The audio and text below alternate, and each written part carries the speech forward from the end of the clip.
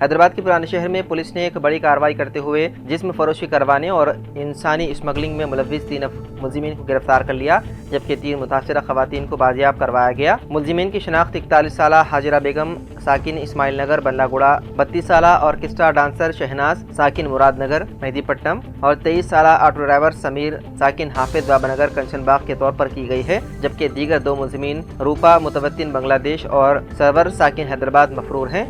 Police के मुताबिक मुतासरा लड़की बांग्लादेश से ताल्लुक़ रखती है और वो 8 अगस्त को बल्लागुड़ा पुलिस स्टेशन पहुंची और खातून पुलिस ऑफिसर से शिकायत की कि उसकी पड़ोसन रूपा ने बहला बुझलाकर उसे हिंदुस्तान आने के लिए मजबूर किया।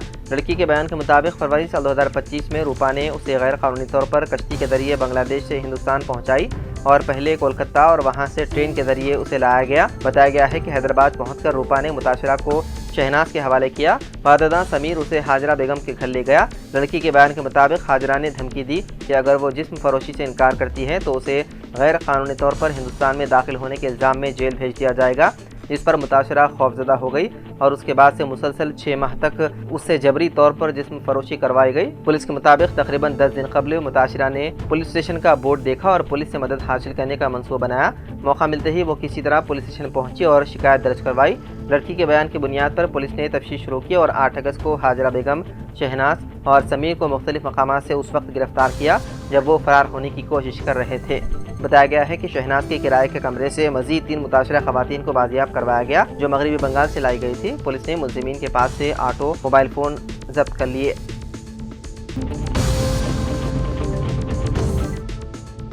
बिहार के नायब वज़ीर आला विजय सिन्हा के पास 2 वोटर आईडी होने का कांग्रेस ने इंकशाफ किया है। विजय सिन्हा का नाम 2 मुख्तलिफ मकामात पर वोटर लिस्ट में दर्ज होने का दावा सामने आते ही सियासी गलियारों में हलचल मच गई। इस हवाले से सोशल मीडिया पर शदीद रद्द-ए-अमल सामने आ रहा है और अपोजिशन जमातों ने इसे इंतखाबी अखलाकियात पर संगीन सवाल करार दिया। मीडिया रिपोर्ट के मुताबिक वोटर लिस्ट के रिकॉर्ड में विजय सिन्हा का नाम 2 मुख्तलिफ असेंबली हल्कों में दर्ज बताया जाता है। इस दावे के बाद सोशल मीडिया पर रहनुमाओं और कारकुनों के दरमियान इल्जामात और जवाबी इल्जामात का सिलसिला तेज हो गया है। कई सारिफीन ने इलेक्शन कमीशन की कारकर्दगी पर सवालात उठाए। कुछ सियासी कारकुनों ने इसे इंतखाबी शफाफियत के लिए एक धचका करार दिया है, जबकि NDA कैंप के हामी इसे अपोजिशन की साजिश करार दे रहे हैं।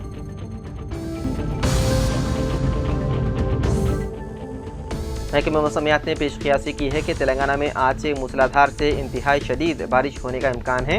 इस सिलसिले में रियासत के कई अजला में येलो अलर्ट जारी कर दिया गया। महकमे के मुताबिक आज हैदराबाद के अलावा निर्मल, निजामाबाद, जगतियाल, कामारेड्डी, संगारेड्डी, मेदक, राजन्ना, सिलसिला, वकाराबाद, नागर कर्नूल, सिद्दीपेट, भद्रादरी, कोत्तागुड़म, मुलुगु और खम्मम अजला में भारी बारिश की पेशकियासी की गई है। अहदेदारों ने बताया है कि 14 से 17 अगस्त के दौरान रियासत भर में शदीद से इंतहाई शदीद बारिशें मुतवक्के हैं, जिसके सबब नशीबी इलाकों में पानी जमा होने और मामूलाती ज़िंदगी मुतासिर होने का खदशा है।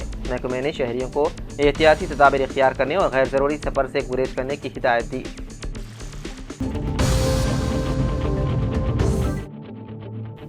तेलंगाना के वकाराबाद में एक दिल दहलाने वाला वाक़या पेश आया, जहां पर एक मामूली सी बात पर एक शख्स की जान ले ली गई। तफसीलात के मुताबिक रेमपुर तांडा की रिहायशी मोहन ने अपने पड़ोसी के मुर्गे को मार डाला, जिस पर उस खानदान के अफराद आग बगोला हो गए। गुस्से से पड़ोसियों ने मोहन पर लातों, घूंसों और डंडों से बेरहमाना हमला किया।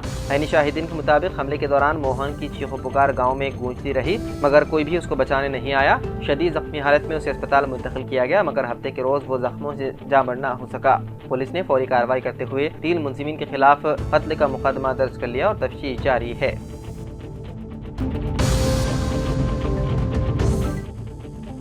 रायदुर्गम पुलिस स्टेशन हदूद में गुज़िश्ता रोज़ पेश आए एक खौफनाक सड़क हादसे में 30 साला सॉफ्टवेयर मुलाजिम रूपाक त्रिपाठी बरसे मौका ही हलाक हो गए, जबकि उनका भाई और दीगर 2 शदीद जख्मी हो गए।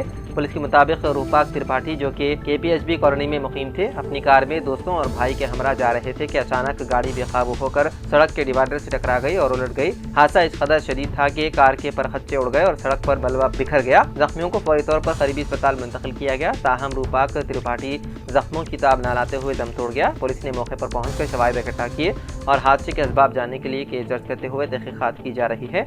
इब्तिदाई तहकीकात में तेज रफ्तारी को हादसे की बुनियादी वजह करार दिया जा रहा है।